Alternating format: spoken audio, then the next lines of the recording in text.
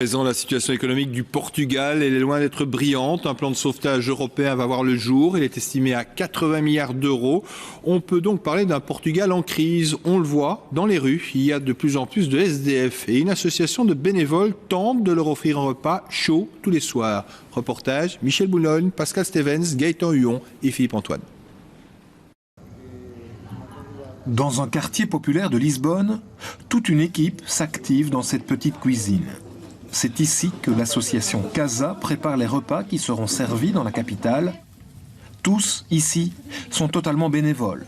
Le chef, par exemple, est prof de cuisine dans une école hôtelière et son équipe du jour est composée d'un agent de métro, d'un prof d'anglais ou encore d'une physiothérapeute. Quant à leur motivation, c'est voir le sourire des personnes, c'est être bien avec nous-mêmes.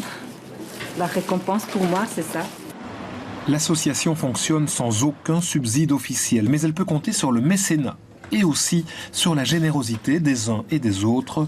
Cette boulangerie, par exemple, offre chaque soir tous ses invendus, de quoi fournir aussi un petit déjeuner aux sans-abri dont le nombre ne cesse de grandir au Portugal. À Lisbonne, il y a beaucoup de gens qui sont sans domicile, mais il y a des gens qui sont très pauvres. Mais par exemple, à Setúbal, c'est proche ici.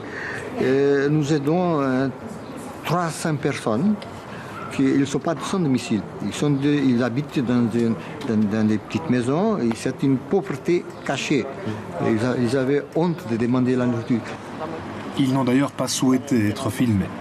Direction le centre de Lisbonne, ou plus précisément les différents endroits de distribution.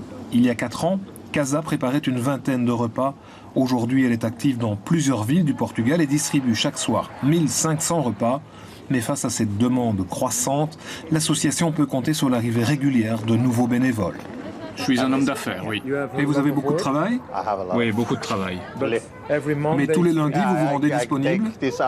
Oui, je me libère. J'éteins mon ordinateur portable et je viens donner un coup de main à ces personnes fantastiques. C'est important pour vous? C'est très important. En fait, c'est une façon de rendre quelque chose à la société qui vous a beaucoup donné. Et puis, beaucoup de ceux que vous voyez ici, peut-être qu'ils n'ont pas vraiment décidé d'en arriver là.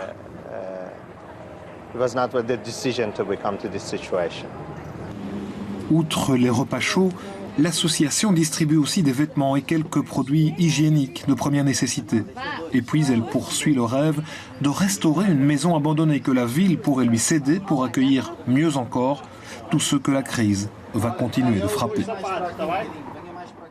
Gérald Lambert, bonsoir.